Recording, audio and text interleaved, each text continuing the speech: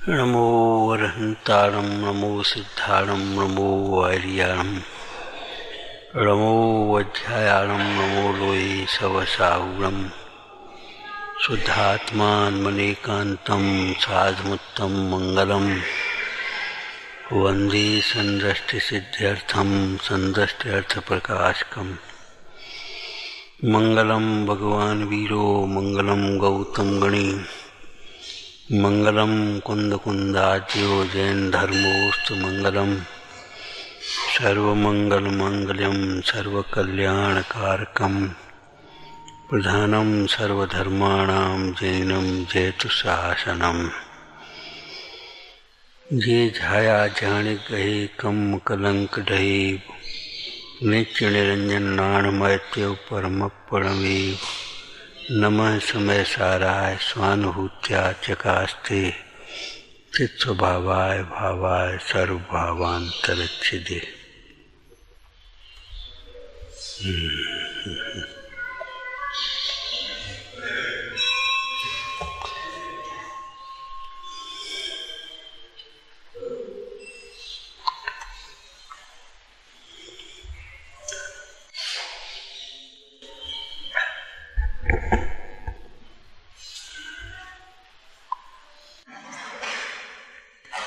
समय सार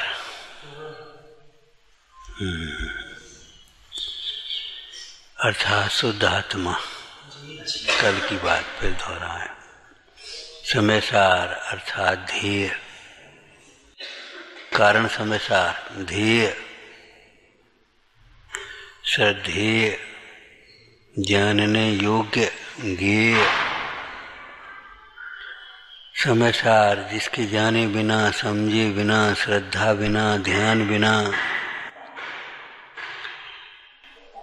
संसार में भटकता है,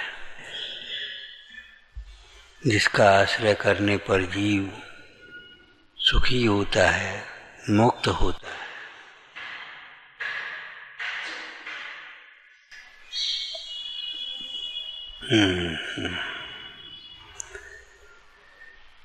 जैसे उत्कृष्ट विश्व में दूसरा कुछ भी नहीं है। न खलु समय सारादुत्तरम किंचिदस्ति। समय सार शब्द आते ही, समय सार सामने आते ही महिमा से हृदय भर जाए।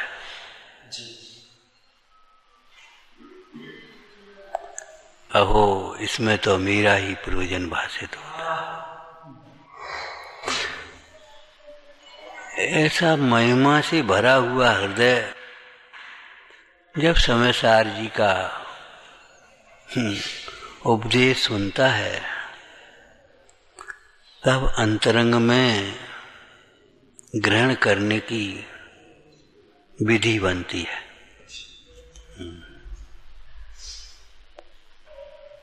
ठीक है, समय सार। ठीक है, क्या समय सार? वाचक से वाच्य को ग्रहण करने की कला आना चाहिए।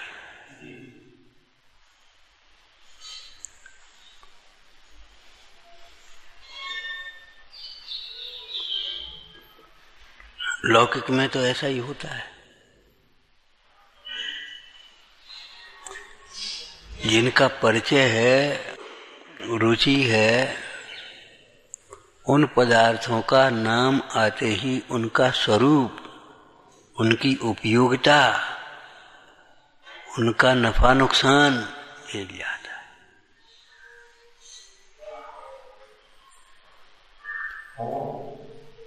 हीरा कहते ही आ जाती है। ये सावधानी से रखना, खो न जाए, इतना नुकसान हो जाएगा। वाह, बहुत कीमती है, कहाँ से मिल गया। ऐसे समय सार कहते ही, सुनते ही एक वाक्य सुना पड़ा होगा,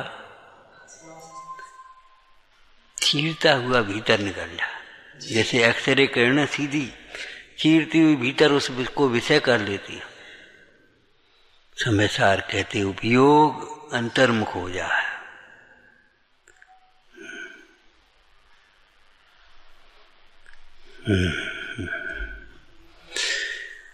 समय सार जी में अमृतचंद स्वामी आत्मख्याति टीका करते हुए कलश लिखते हैं। क्या कहते हैं? ज्ञान गेयों से न्यारा है, ज्ञान गेयों से न्यारा है, भिन्न है। यदि परमार्थ से देखा जाए तो ज्ञान स्वयं ही गेय है, ज्ञान स्वयं ही गेय है। और सचमुच जानने योग्य गेय तो ज्ञान ही है।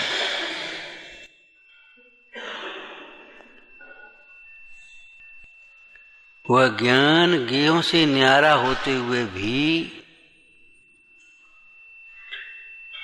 स्वयं में परिपूर्ण है।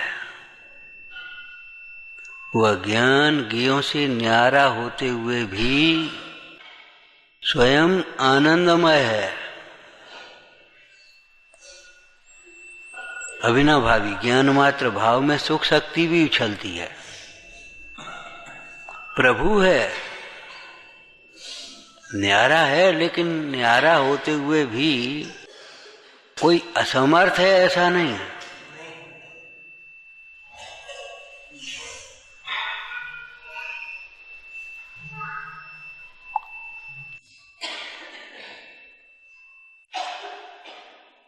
ज्ञान गेयों से न्यारा है,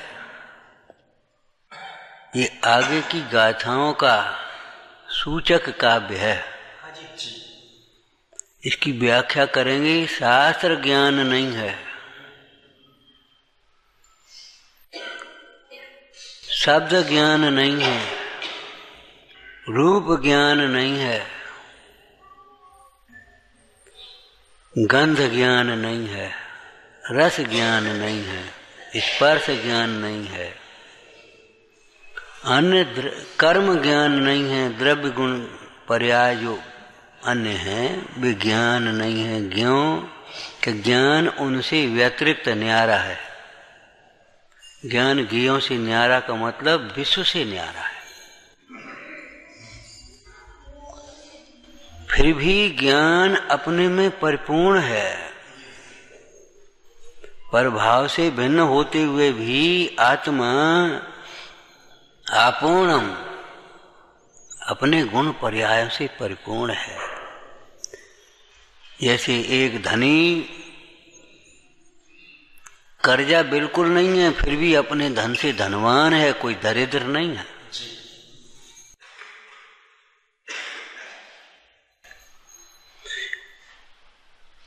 ज्ञान में और ज्ञेय में षटकार की यह स्वतंत्रता है।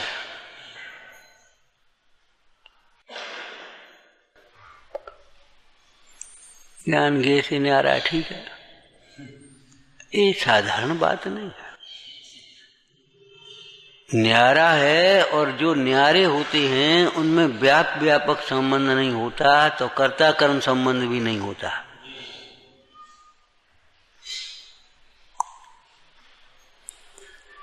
ज्ञान गेयों से न्यारा है, अर्थात ज्ञान गेयों का कर्ता नहीं है और गेय ज्ञान का कर्ता नहीं है।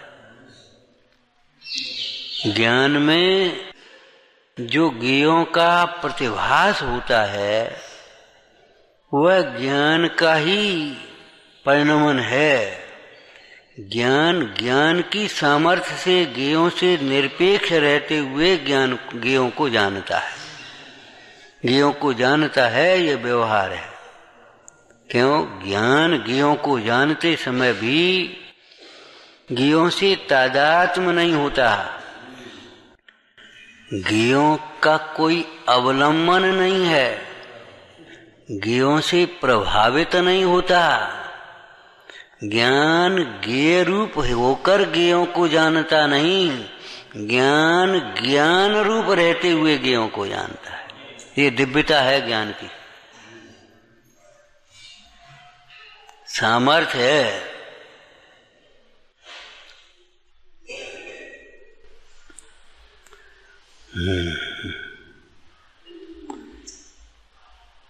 ज्ञान के लिए ज्ञेयों की ओर देखना ये अज्ञान भाव है। ज्ञान के लिए ज्ञेयों की ओर देखना ये अज्ञान भाव है। ज्ञान को ज्ञेयों को जानने के लिए भी ज्ञेयों के सन्मुख होने की जरूरत नहीं। ज्ञान को ज्ञायक को जानने के लिए तो ज्ञेय की सन्मुखता चाहिए ही नहीं, कोई ज्ञेय की सहायता चाहिए ही नहीं। लेकिन ज्ञान को ज्ञेयों को जानने के लिए भी ज्ञेयों के सन्मुख देखने की जरूरत नहीं। एक दृष्टांत दिया था, जैसे स्वस्थ आंख बिना चश्मा के ही जैसा स्पष्ट पढ़ लेती है, अस्वस्थ आंख, कमजोर आंख चश्मा का अवलंबन लेने पर भी वैसा स्पष्ट नहीं पढ़ पाती। कोई कमजोर आंख वाला विचार करे, चश्मा से भी तो अच्छी तरह नहीं दिखता, बिना चश्मा के कैसे दिखेगा?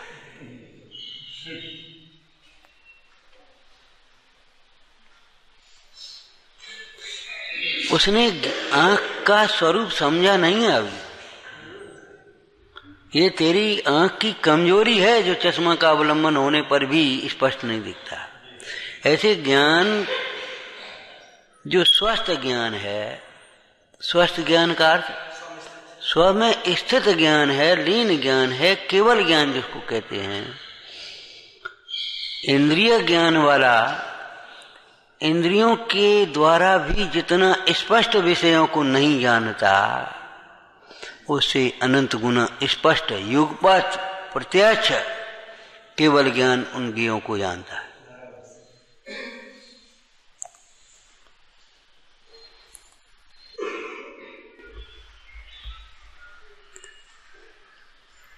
शास्त्र है नहीं ज्ञान, इसमें कोई शास्त्र में लिखी बात है, शास्त्र ही में लिख रहे हैं शास्त्र है नहीं ज्ञान, क्योंकि शास्त्र कुछ जाने नहीं। इस हेतु से है शास्त्र अन्य और ज्ञान अन्य प्रभु कहे। शास्त्र में लिखा है शास्त्र ज्ञान नहीं, तो शास्त्र ज्ञान नहीं है इसका मतलब षटकार घटा दो इसमें। शास्त्र का ज्ञान होने के लिए भी शास्त्र की ओर नहीं, शास्त्र पढ़ने की जरूरत नहीं है। ये बताओ, जिन्होंने शास्त्र लिखे तो उनके ज्ञान में ये विषय आया तब वहां लिखा गया कि नहीं लिखा गया? शास्त्र की रचना का पंडित टोटरमल जी का वाक्य दोहा बोलना, ज्ञान राग तो मीरो मिलो, लिखनो करनो तनको बनो, कागज मस अक्षर आकार, लिखिया ग्रंथ प्रकाशनहार। पहले क्या ज्ञान, ज्ञान में वो आया तब फिर लिखने का विकल्प राग।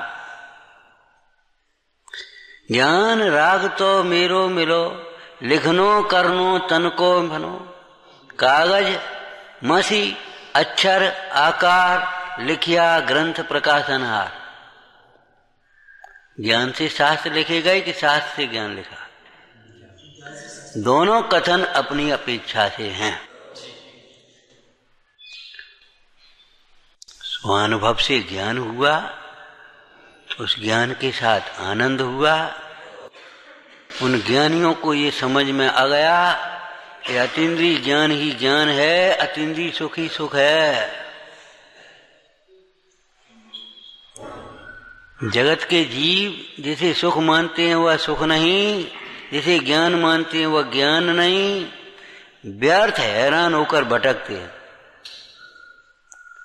उन जगत के जीवों के प्रति अस्थिरता की दशा में करुणा भाव होने से ये शास्त्र लिखे गए। और शास्त्र में क्या लिखा? अतीन्द्रिय ज्ञान ही ज्ञान है, अतीन्द्रिय सुख ही सुख है। ज्ञान और सुख दोनों अभिनव भावी हैं, ज्ञायक के आश्रय से होते हैं। ज्ञान ये शास्त्र है, ये ज्ञान, ये शास्त्र है, ये ज्ञान कब होगा? जब मैं गायक हूं ये ज्ञान हो।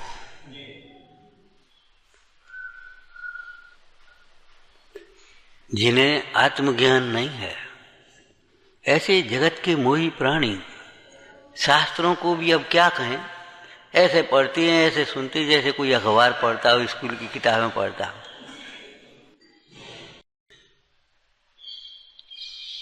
क्षय उपशम ज्ञान से उन विषयों को थोड़ा सा हृदयंगम करके सोच लेते, ये तो हम जानते हैं, ये तो हमें आता है, लगता ही नहीं है ये शास्त्र। अभी प्रारंभ में है, हमने कहा समय सार। समय सार कहते क्या लगता है?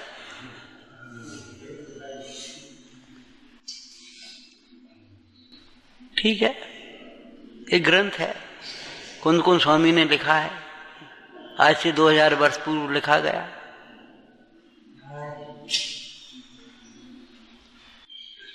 कुछ ऐसा लगता ही नहीं है कि कोई अलौकिक अद्भुत है।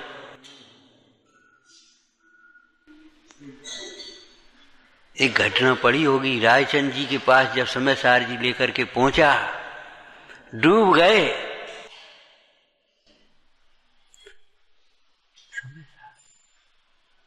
कहां मिल गया तुम्हें? स्वामी जी को जब समय सार जी मिला, क्या अशरीरी होने का, अशरीरी होने का।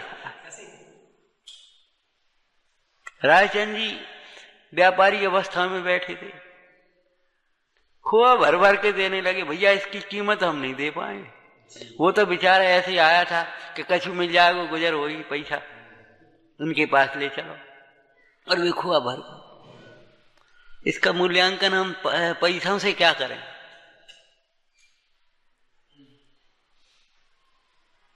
समय सार के स्तुतिकार कैसे लिख रहे हैं?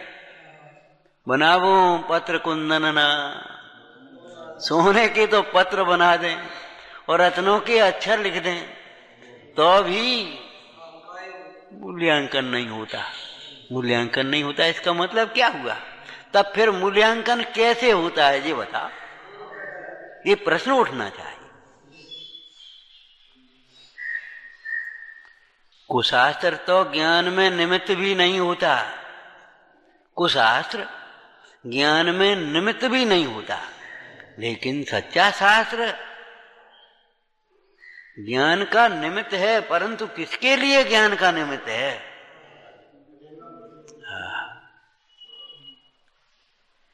जो कौतूहली होकर शास्त्र में पढ़ा सुना शुद्धात्मा कौतूहली होकर अंतर्मुख होकर के ग्रहण करे, ज्ञान गायक के आश्रय से हो तो निमित्त है शास्त्र।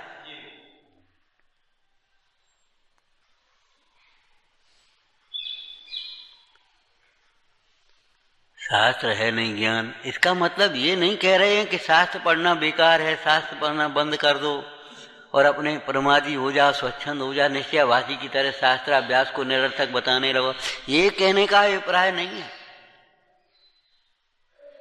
ध्यान रखना, निमित्त का अकर्तृत्व बता करके निमित्त का निषेध नहीं किया, निमित्ताधीन दृष्टि का निषेध किया है। निमित्ताधीन दृष्टि का निषेध किया, निमित्तों के भरोसे रहने का निषेध किया। और सही बात है, कोई रोगी वैद्य के भरोसे हो जाए तो कैसे ठीक होगा? रोगी का वैद्य के समीप जाना बहुत अच्छा है, जाना ही चाहिए। वैद्य के साथ विनय पूर्वक प्रवर्तना चाहिए और वैसे ही व्यवहार निभाने या घूमने के लिए वैद्य के पास नहीं, अपने रोग के इलाज समझने के लिए वैद्य के पास जाना चाहिए। परंतु वैद्य के ही भरोसे रहे, वैद्य के गीत गाएं, हमारा वैद्य बहुत होशियार है, अच्छे अच्छे रोग उसने ठीक कर दिए, स्वयं लापरवाह बरते, स्वयं लापरवाही बरते, वैद्य के कहे अनुसार यदि कुपथ का त्याग न करे, पथ्य का और औषधि का विवेक पूर्वक विधि पूर्वक सेवन न करे, तो निरोग कैसे होगा?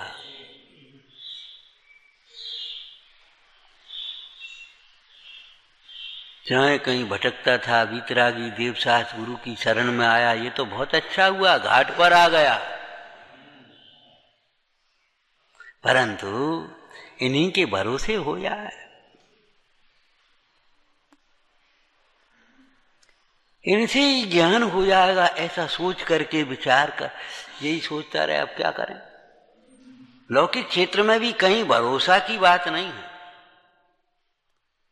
एक शब्द आपने लौकिक में ही पढ़ा होगा, आत्मविश्वास। सबका विश्वास ठीक है, वो अपनी जगह है, लेकिन आत्मविश्वास सबसे जगह सफलता का मूल कारण है। वैद्य का भरोसा रखो, लेकिन अपना भी भरोसा रखो।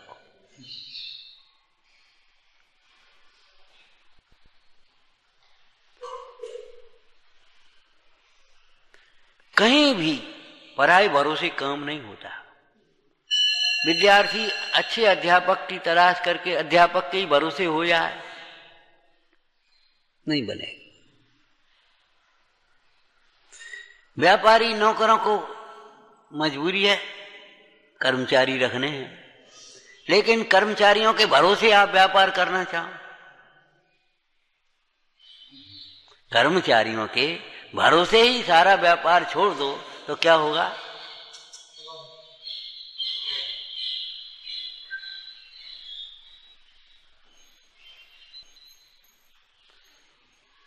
विश्वास करने लायक तो शुद्ध आत्मा है। परमार्थ बात इतनी है। क्यों? प्रवचन सार जी में कुंद स्वामी ने कहा, शुद्ध आत्मा ही ध्रुवत्व के कारण, ध्रुव होने के कारण उपलब्धमान है।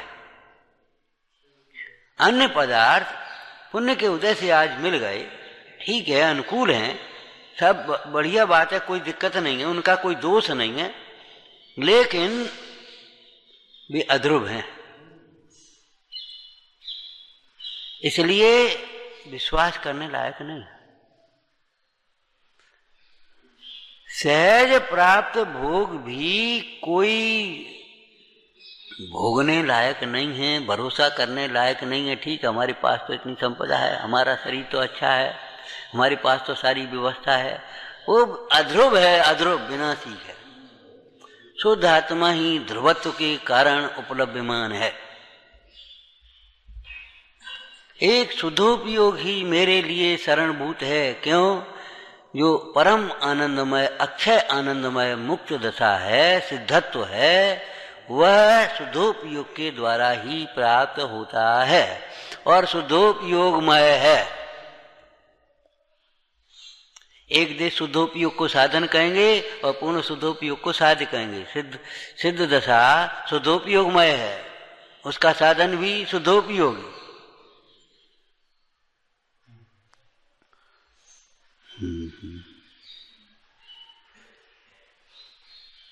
बहुत शास्त्र पढ़ने की बात नहीं है, सम्यक प्रकार से शास्त्रों का अध्ययन करके, स्वाध्याय करके, तत्वों का निर्णय करे, भेद ज्ञान करके स्वान्मुख हो, तो शास्त्र कार्यकारी हैं। पंडित टोटोमल जी ने रात को स्वाध्याय चला था, 2-3 दिन पहले कहा था, यह तेरी सच्ची दृष्टि है तो सभी शास्त्र कार्यकारी हैं। यह तेरी सच्ची दृष्टि है तो सभी शास्त्र कार्यकारी हैं। उल्टा कर दें तो, यह तेरी दृष्टि खोटी है तो कोई शास्त्र कार्यकारी नहीं। छल ग्रहण करता है। अध्यात्म शास्त्र जो वेद ज्ञान के कारणभूत हैं, वीतरागता के लिए कारणभूत हैं, ऐसे अध्यात्म शास्त्रों में से भी कोई स्वच्छंद निकाले या प्रमाद का पोषण करे, तो बताओ शास्त्र का क्या दोष है? वो शास्त्र कार्यकारी कहाँ रहा?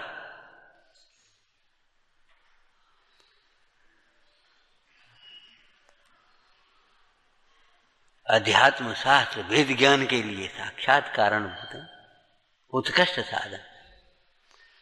आपको कहा था ना, देखो आगम ग्रंथों में भी जीव अजीवादिक तत्वों का वर्णन किया, तत्वा सूत्र में किया कि नहीं किया है? और यहां भी जीव अजीव अधिकार लिखा। दोनों में अंतर क्या है?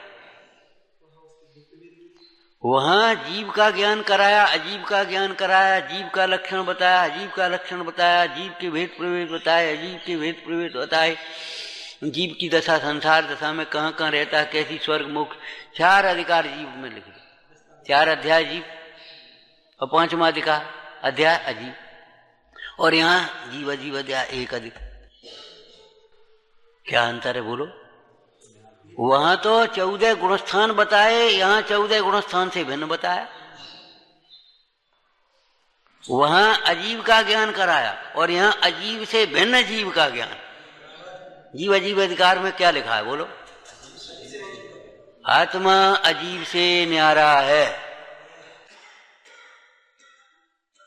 माने अजीब का वर्णन करना हमें यहां इष्ट नहीं है, अजीब का वर्णन करना हमारी मजबूरी है। क्यों? यह जीव अजीब को जीव मान करके बैठा है, तो अजीब का वर्णन काय के लिए? और अच्छी बात बता, अजीब का वर्णन अजीब में जीव बुद्धि छुड़ाने के लिए है।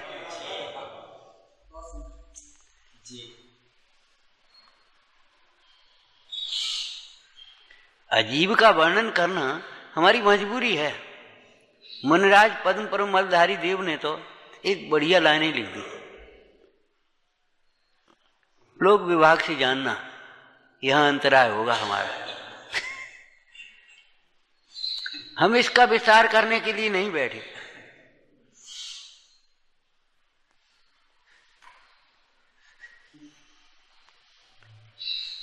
मतलब अजीव को अनादिकाल से जीव माना है, जीव के बिना कौन जानता है ये शरीर है? कौन जानता है पता? जगत के सारे मोही प्राणी यही मैं हूं ये जानते हैं। ये कौन जानता है ये शरीर है, पुद्गल है? शास्त्र पढ़ करके सुन करके पुद्गल कहना अलग बात है। परसों चर्चा की थी, कल की थी बोलो।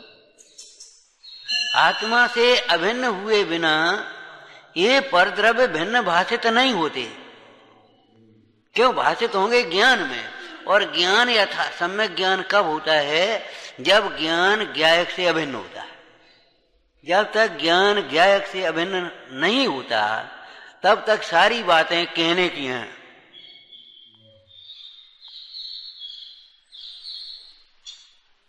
यद्यपि उनका चिंतन करने से कथाएं मंद होती हैं, लेकिन एक बात आपको चेतावनी के रूप में कही थी।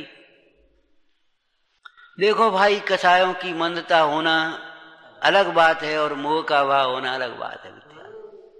कसाय की मंदता तो अनंत बार हुई है। स्वर्ग गया है, गृह गया है, तो कसाय की तीव्रता से नहीं गया।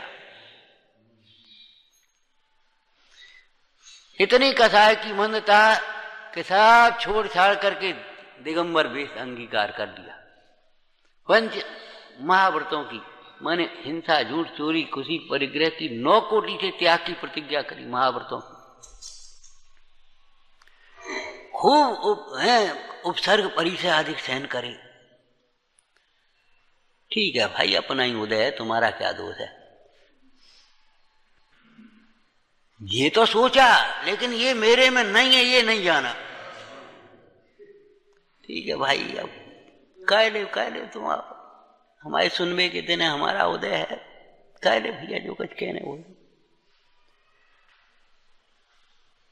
लेकिन मुझसे नहीं कहा जा रहा है, जिससे कह रहा है वह मैं नहीं हूं, और मुझे वह कहने वाला देख भी नहीं रहा। मैं तो अमूर्तिक प्रदेशों का पुंज, प्रसिद्ध ज्ञानादि गुणों का धारी, अनादि निधन शुद्धात्मा हूं। ये कसाय की मंदता इतनी है, आसन छोड़ करके खड़ा नहीं हुआ, गुस्सा नहीं करी भीतर में, हम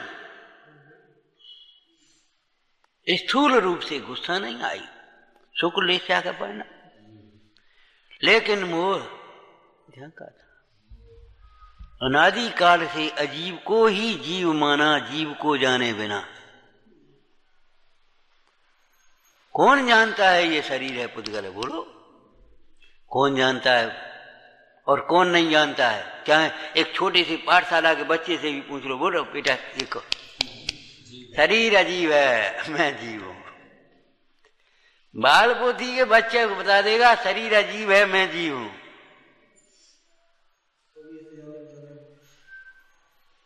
कौन नहीं जानता?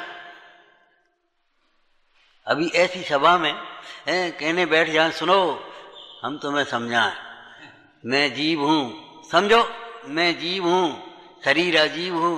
हर एक को ये लगेगा ये क्या बात है, अरे बाल पोथी में पढ़ी तो ये हम जानते नहीं, ये तो हम जानते ही हैं, लेकिन कभी ये नहीं लगता यही हम नहीं जानते। ऐसे जानने को जानना नहीं कहते भाई। समाचार जी में जब जीव अजीब अधिकार लिखा, अजीब की चर्चा की, तो कहाँ अजीब की चर्चा है? जैसे छेडाला में सूचना दी, चेतनता बिन सो अजीब है, पंच भेद ताके, ऐसे तो अजीब तत्व ऐसे ही तो लिखा है। चेतनता बिन सो अजीब है, पंच भेद ताके। उदगल धर्म अधर्म आकाश काल ये चर्चा आ गई कि नहीं आ गई? और यहां जब अजीब की चर्चा करने के बैठे तो धर्मादि वे मेरे नहीं, उपयोग केवल एक। इस संसार में पुद्गल नाचता है अकेला, ये पुद्गल नाच रहा है।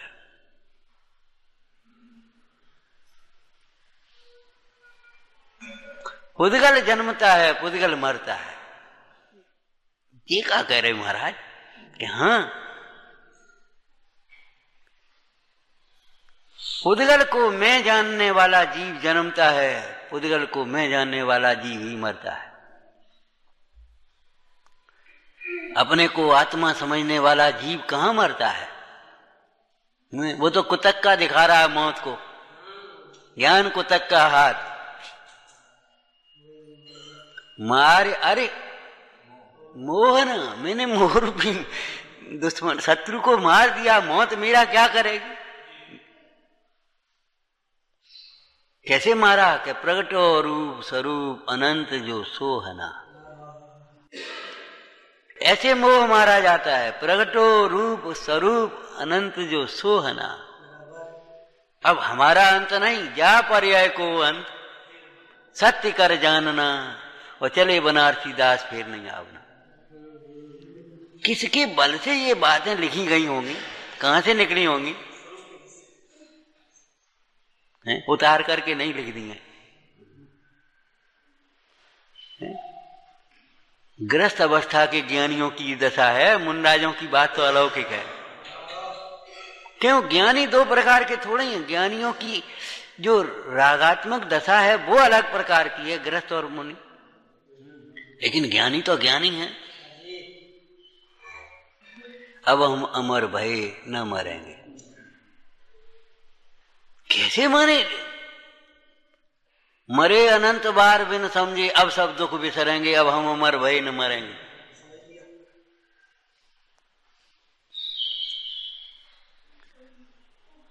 हमको कछु भय नहीं, जान लियो, हमने जान लिया है। क्या जान लिया है? संसार। क्या जान लिया? संसार। संसार मेरे में नहीं है,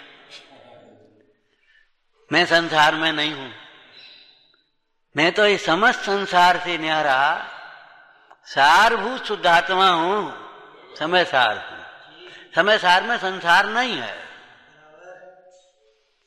और समय सार की आराधना से संसार होता नहीं है, रहता नहीं है। समय सार में संसार नहीं है, और समय सार की आराधना से संसार का अभाव होता है। शुद्धात्मा में, समय सार में, रे रे प्रभु, दुख नहीं, दुख का कारण नहीं, संसार नहीं, संसार का कारण नहीं, संसार का कारण कर्म। कर्म का कारण मोह राग देश। अब कहाँ है ऐसा शुद्ध आत्मा?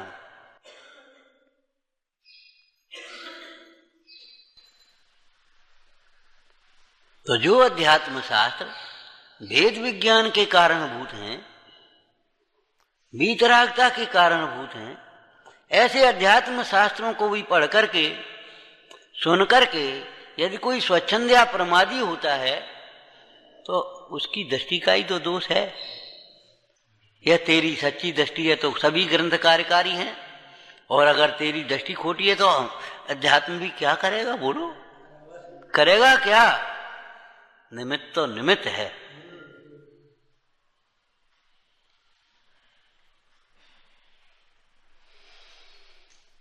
ज्ञान ज्ञेयों से न्यारा है। उसकी पहली चर्चा ये कि शास्त्र से ज्ञान नहीं, शास्त्र ज्ञान नहीं है, न्यारा है। क्या मतलब? तू शास्त्र पढ़ते सुनते ही मत अटक जाना। शास्त्रों को जो नहीं पढ़ते, नहीं सुनते, नहीं समझते, उनको तो तू मूर्ख मानता है, और कुछ शास्त्र पढ़ करके तू अपने को ज्ञानी मानता है। विचारना है, अगर तू ज्ञानी है तो विचारना तुझे अपना स्वरूप कैसा भाषित होता है। समाधि मन में कैसी सुंदर चर्चा लिखी है, ज्ञानानंद श्रावकाचार्य में कैसी सुंदर चर्चा लिखी है। मुझे तो ज्ञान ही ज्ञान सूझता है। ज्ञान में ज्ञान ही भाषित होता है। ज्ञान ज्ञान ज्ञान ज्ञान, हमारा विश्व हमें ज्ञानमय दिखता है। अमृतचंद स्वामी कहते चित्त, हमें हमारा लोक चित्त स्वरूप लोक दिखता है। चित्त स्वरूप लोक वह हमारा लोक है, एक शाश्वत लोक है। इसके अलावा ये लोक और परलोक भिन्न है, उसका भय हमें कैसे होगा? हमें तो हमारा चित्त स्वरूप लोक दिखता है।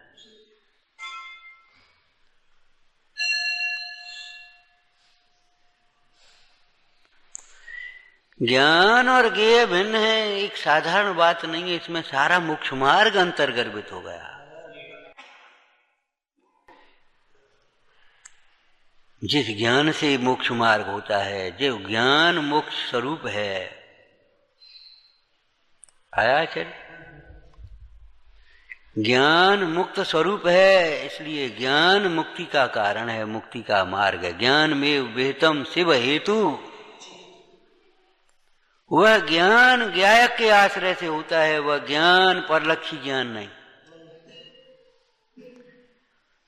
जो चारित्र है, जो क्रिया साक्षात मोक्ष का कारण है, वह क्रिया शरीर की क्रिया नहीं है, राग द्वेषादिक वैभाविक भाव रूप क्रिया नहीं है। वह क्रिया ज्ञप्ति क्रिया, वितराग भाव रूप क्रिया, स्वरूप में लीनता रूप क्रिया, वह क्रिया आत्मामय है।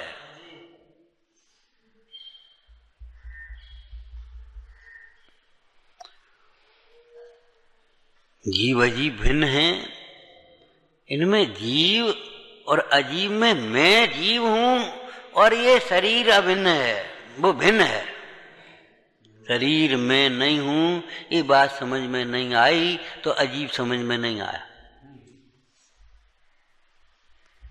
टोटरमल जी ने चौथे अधिकार में एक चर्चा ली, मिथ्या ज्ञानी और सम्यक ज्ञानी। छायोपसम्यक ज्ञान की अपेक्षा से नहीं है। छायोपसम्यक ज्ञान तो किसी को कम हो किसी को ज्यादा हो, उससे कोई फर्क नहीं पड़ता। और जैसे मिथ्या ज्ञानी रस्सी को रस्सी भी जाने, सम्यक ज्ञानी कदाचित निगाह कमजोर है, अंधेरा है, रस्सी को सर्प भी जान ले तो अभी उसका ज्ञान सम्यक ज्ञान है। और वह रस्सी को रस्सी जान रहा है तो अभी उसका ज्ञान मिथ्या ज्ञान है। सोने को पीला ही जानता है, सम्यक ज्ञानी भी पीला जानेगा, मिथ्या ज्ञानी भी पीला जानेगा। जैसे सोने को मिथ्या ज्ञानी जान रहा है, वैसे ही सोने को सम्यक ज्ञानी जान रहा है, लेकिन फिर भी मिथ्या ज्ञानी का ज्ञान मिथ्या ज्ञान है, सम्यक ज्ञानी का ज्ञान सम्यक ज्ञान है। क्यों? बराबर नहीं, अभी इतनी जल्दी बराबर अगर नहीं तो बताओ क्यों? बोलो क्यों? उस जानने में सोना पीला है, चिकना है, भारी है, इतने कीमती है, इस सोने के आभूषण बनते हैं, ये तो सब जानता है, परंतु ये सोना धूल है, हे है, इष्ट नहीं है, अनिष्ट नहीं है, सुख का कारण, इससे कोई बड़प्पन नहीं है, ये नहीं जानते।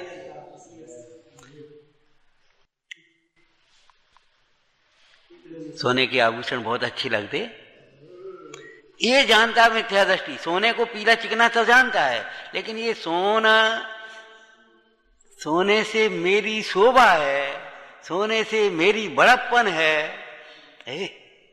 5 किलो सोनो धर, वो बहुत बड़े आदमी है। सोने के बासन में भोजन खाते हैं, ओ सोने के बासन, ऐसा आंखें फाड़ करके देखता है जैसे कुछ बहुत बड़ी बात हो। अरे रे, सोने के बर्तन में भोजन करते होंगे, लेकिन पानी पात्र में भोजन करने वालों की तुलना थोड़ी हो सकती है। विचार करो, करते होंगे, क्या लेना देना, ये पुण्य के ठाट है, इसमें क्या दम।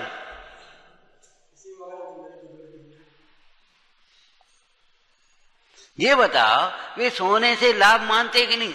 अगर सोना मिल जाए तो लाभ मानते कि नहीं? सोने से बड़प्पन मानते कि नहीं मानते? सोने को अच्छा मानते हैं, सोने से अपनी शोभा प्रतिष्ठा मानते हैं कि नहीं मानते? और सोना गुम जाए तो नुकसान मानते हैं, अपना मेरा नुकसान होगा। काय आज का बात है, अरे क्या बताएं, वो जाने कहाँ रख के भूल गए वो।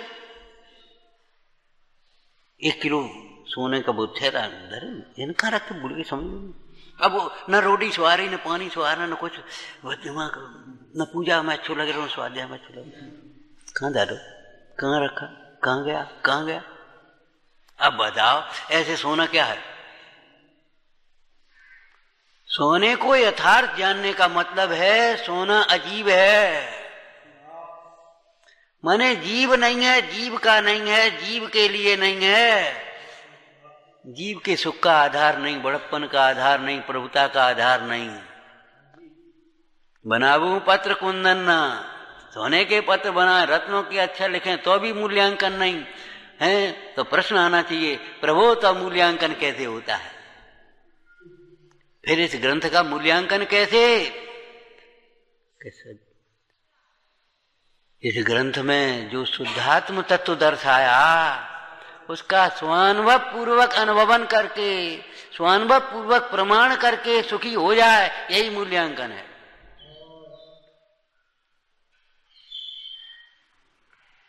महाराज महिमा कह नहीं सकते हम, जरूरत भी नहीं है, समझ जाओ, और इस ग्रंथ की महिमा को समझकर अपनी महिमा समझ जाओ, अपनी महिमा में निमग्न हो जाओ, बस यही मूल्यांकन है।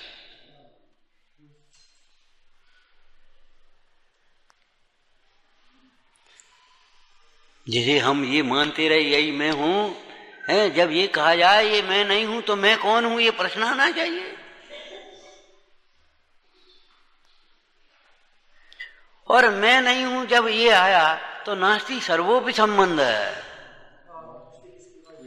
आगे क्या देखा फिर? कर्ता कर्म, कर्ता कर्म। मैं इस शरीर का कर्ता नहीं, शरीर मेरा कर्ता नहीं। ये शरीर कमजोर है, बीमार है, ये हमें दुखी कर रहा है, ऐसा मत समझ लेना। एक वाक्य याद है, बोलो, रोग के काल में भी राग से ही दुखी होता है, रोग से नहीं। रोग के काल में भी राग से ही दुखी होता है, और जितना राग है उतना ही दुखी होता है। तुम्हारे एक फुंसी हो जाए तो इतना दुख होता है, और उनके शरीर में कोढ़ हो रहा था तो भी उतना दुख नहीं। राग के काल में भी, रोग के काल में भी राग से ही दुखी है।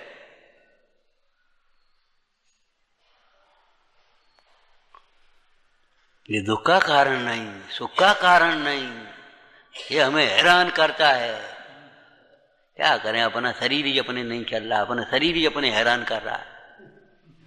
हम तो शरीर की वजह से हैरान हो गए, शरीर की वजह से हैरान हो गए कि शरीर को अपना मानने के कारण से हैरान हो गए, और शरीर की वजह से हैरान हो गए सो वैद्य डॉक्टरों के मंत्र तंत्रों के चक्कर काटता है। ये सोचता शरीर कैसे ठीक हो, ये नहीं सोचता शरीर के प्रति उपयोग कैसे हटे। क्यों कि कारण विपर्य है। उसको जानते समय स्वरूप विपर्य है, कारण विपर्य है, भेदा भेद विपर्य है।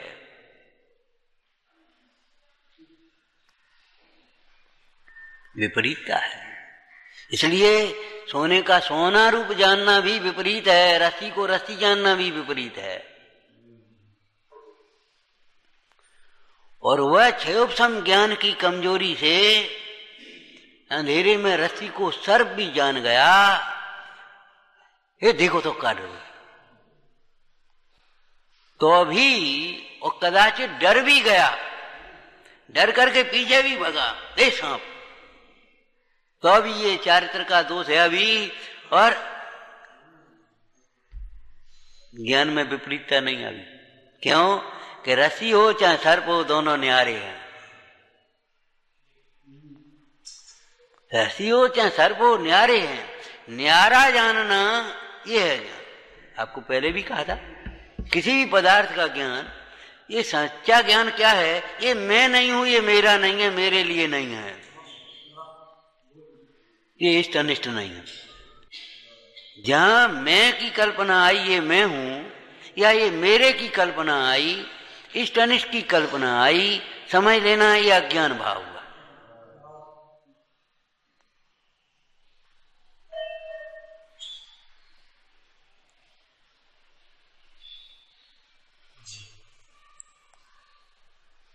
शास्त्रोत्तर है सावधानतया शृण्वन्तु, सावधानी से सुनने की लिखा है। क्या मतलब हुआ कि भैया तुम सोचो हम शास्त्र पढ़ते पढ़ते ही ज्ञानी हो जाएंगे, ऐसा नहीं। अंतर्मुख होकर के प्रमाण करना, अंतर्मुख होकर के प्रमाण करना। अभी कहा था एक पहले हैं, इनका बराबर किधर देख करके बराबर कहा।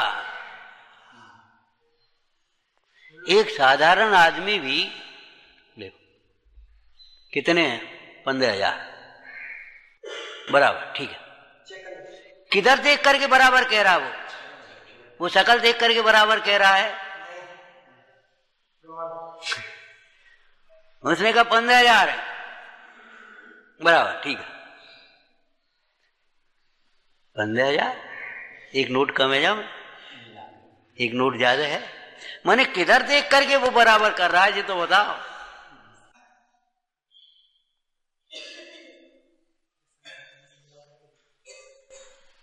बराबर का मतलब ये है, जैसे बराबर का निशान लगाते ना गणित में, बराबर, बराबर का मतलब जितना इधर है इतना ही इधर है। और एक गणित बताया था आपको, हैं? 1 बराबर 4। अरे अकल लगाओ, बराबर करो, ऐसे बराबर थोड़ी।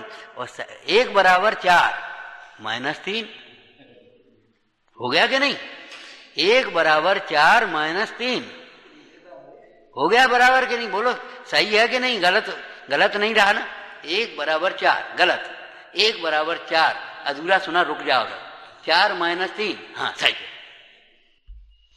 तो जब यहां संसारी को सिद्ध कहा तो फिर कैसे कहा? सिद्ध समान। संसारी 4 और सिद्ध 1। समझ में आया कि नहीं? सिद्ध दशा में अकेला आत्मा है, और संसार में आत्मा द्रव्य कर्म, नो कर्म और भाव कर्म है कि नहीं? अब इनको अलग कर दो। जब सिद्ध समान कहा तो संसारी को ब्रह्म से सिद्ध समान मानने की बात नहीं है, नहीं तो स्वच्छंदता आएगी, निश्चयाभास खड़ा हो जाएगा। सिद्ध समान मानने का अर्थ ये है अपने को द्रव्य कर्म, नो कर्म, भाव कर्म से न्यारा समझना। ये लाइन कल भी कही थी, हैं? सिद्धत्व की स्थापना का अर्थ है अपने को द्रव्य कर्म, नो कर्म, भाव कर्म से न्यारा सहज ज्ञान आनंद स्वरूप अनुभवना। यही सिद्धत्व की स्थापना है। सिद्धत्व की स्थापना का मतलब है कि सब सिद्ध समान है, सब सिद्ध समान है। ऐसा टरकाने की बात नहीं है, खुश करने की बात नहीं, खुशामदी बात नहीं है। ऐसे तो छोटा बच्चा भी कह देगा है कोई छोटा बड़ा नहीं है, सब भगवान आत्मा है। लेकिन भगवान आत्मा का मतलब ये शरीर राग कर्म राग द्वेषादिक भावों से न्यारा वो चैतन्य स्वरूप है, उधर लक्ष्य करके। अरे भाई देखो किधर काम किधर करो तो काम बिगड़ेगा। एकाग्रता चाहिए वहां भी है? ऐसे उस स्वभाव के सन्मुख उपयोग हो तब वह बराबर होता है, तब प्रमाण। हाँ बिल्कुल सही है। मेरो धनी नहीं दूर दिशांतर, मोही में है मोह सूजत नीके। क्या लिखा? मेरो धनी नहीं दूर दिशांतर है। गुरु ने क्या कहा था? तोई में है तो सूजत नहीं। कहां भटक रहा है? कई उदास रहे प्रभु कारण, कई कहीं उठ जाएं, कहीं के कहां मिलेगा आत्मा, कहां मिलेगा है। क्या करें? कोई पहाड़ पर चढ़ करके बैठ गया, कोई खुद नहीं चढ़ा रहा तो डोली में खींचे मन, डोली में बैठ बैठ करके पहुंचा, हे भगवान आत्मा आत्मा। अरे भाई तेरे में है, तुझे सूझता नहीं है। जब गुरु के द्वारा बताए गए चेतन लक्षण से उसने लक्ष्य किया तो बड़ी खुशी से क्या कह रहा है अंत में? मेरो धनी नहीं दूर दिशांतर, मोही में है मोह सूजत नीके। हे प्रभु मुझे भली प्रकार दिख गया।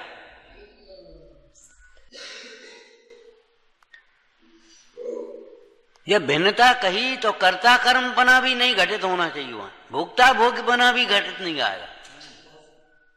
जब न्यारा ही हो गया तब फिर न्यारा माने न्यारा। आप दोनों साझी में व्यापार कर रहे थे तो नफा नुकसान साझी में थे। जब न्यारे हो गए भाई अब तो न्यारे हो जाओ, अपना अपना न्यारा अपना अपना अलग अलग करो, तो अब नफा नुकसान दोनों में न्यारे हो गए। आप चले आए, आप दुकान पर बैठे थे, आप चले आए, आप दुकान पर बैठे थे। अब न्यारे जब हो गए तो आए आपकी दुकान बंद चले आए तो उनकी दुकान बंद। न्यारा माने न्यारा, न्यारा माने ये थोड़े ही कि नफा में न्यारा और नुकसान में शामिल, या नुकसान में न्यारे और नफा में शामिल, ऐसा तो नहीं होता। न्यारा माने न्यारा, नास्ति सर्वोपि संबंध। बड़ी गंभीर बातें हैं, थोड़ा सा विचार किया जाए अपने आत्महित पर दृष्टि रख करके। कहा था ना सच्ची दृष्टि का अर्थ ही है स्वभाव दृष्टि और आत्महित की दृष्टि, स्थूलपने अर्थ उसका। अगर तेरी स्वरूप दृष्टि है, सभी ग्रंथ कार्यकारी है। महापुरुषों का जीवन पढ़ेगा तो तेरा उत्साह बढ़ेगा, तेरा वैराग्य बढ़ेगा, तेरा राग आदि मंद होंगे, आसक्ति टूटेगी अगर तूने सही प्रकार से पढ़ा तो।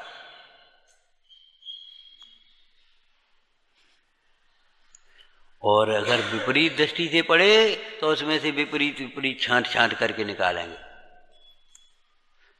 विपरीत छांट करके निकाला, बोलो अरे वाह जी। बताओ जो आदिनाथ भगवान नीलांजना को न देख रहे थे, वे देख सकते तो अपन क्यों नहीं देख रहे? देख रहे भाई, देख ले।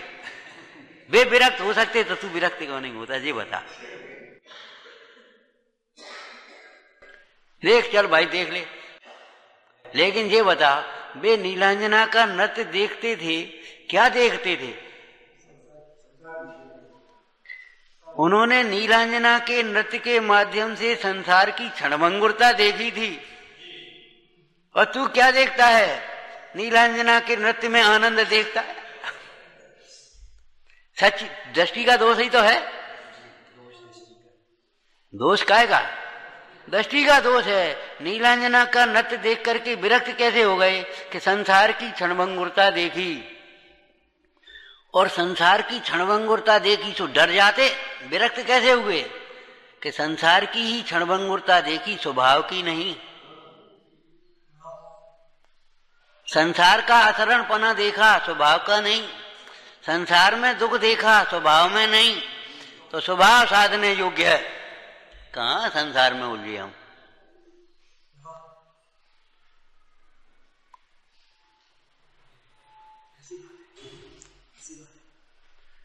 मैंने संसार की क्षणभंगुरता ध्रुव के आश्रय से देखी।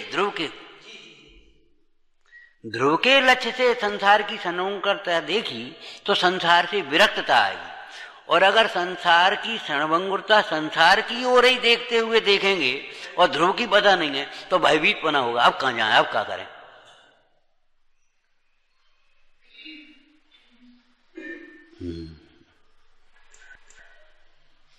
लौकिक में एक दृष्टांत दिया था। देखो भाई, यदि आपको कोई भय का प्रसंग दिखता है, भय का स्थान दिखता है, और एकदम जैसे मान लो एक चौराहे पर खड़ी और चारों ओर बहुत भीड़ भाड़ है, उधर से गाड़ी चली आ रही, इधर से गाड़ी चली आ रही। अब आपको क्या होता है, अब किधर जाएं, अब क्या करें। लेकिन अगर कोई रास्ता दिखता है सामने तो भय नहीं होता, एकदम उधर निकला। केवल संसार क्षणभंगुर है, संसार क्षणभंगुर है, संसार दुख रूप है, संसार अशरण है, कोई किसी के नहीं है, कोई किसी का शरण नहीं है। इससे तो भयभीत पना तो होता है, वैराग्य नहीं होता। इसलिए संसार क्षणभंगुर है यह समझने से पहले ये समझ लेना शुद्धात्मा ध्रुव है। शुद्धात्मा ध्रुव है, उसके आश्रय से संसार की क्षणभंगुरता का ज्ञान तो होगा, लेकिन आपको भय नहीं होगा, द्वेष नहीं होगा, क्रोध नहीं आएगा।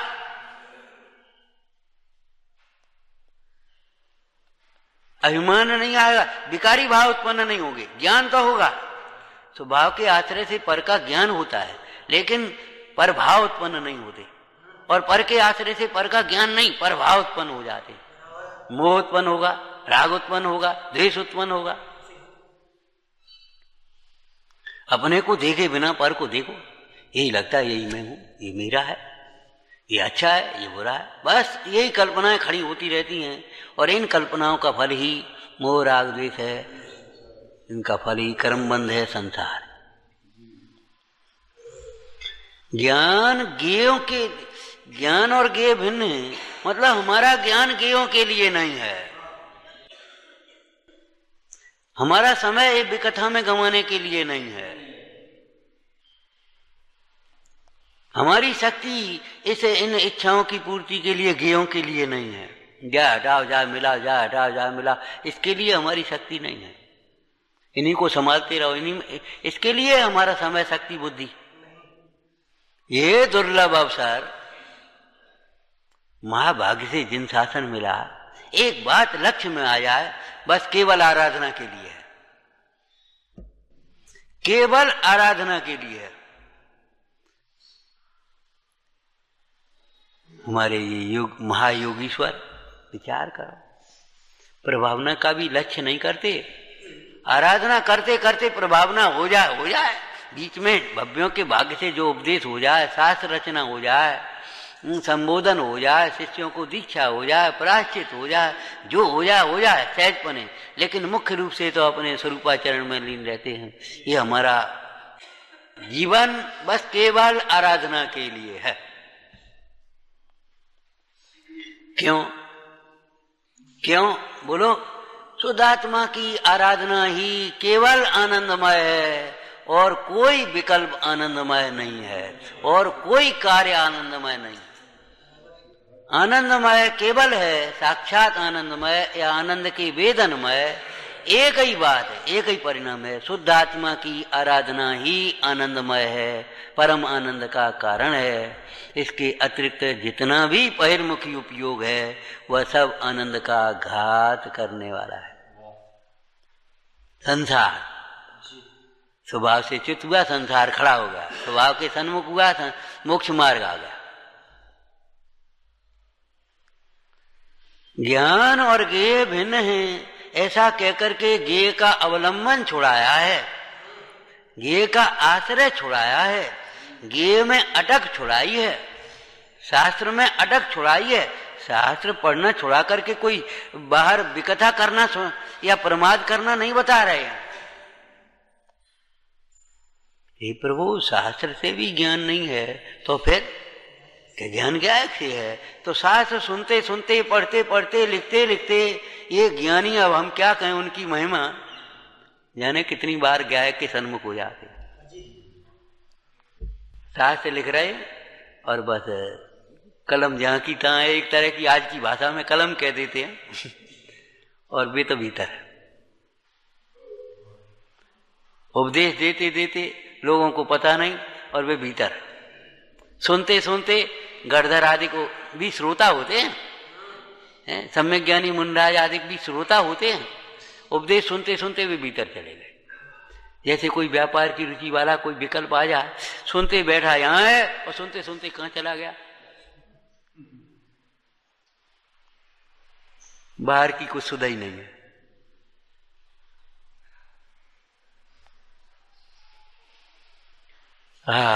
ज्ञान और ज्ञेय अभिन्न है। क्यों कहा जा रहा है कि तू ज्ञान और ज्ञेय को अभिन्न मान रहा है, ज्ञेयों से ही ज्ञान मान रहा है, ज्ञान के लिए ज्ञेयों में अपना उपयोग भरमा रहा है, कुछ ज्ञानों को ज्ञेयों को जान करके अपने को ज्ञानी मान रहा है।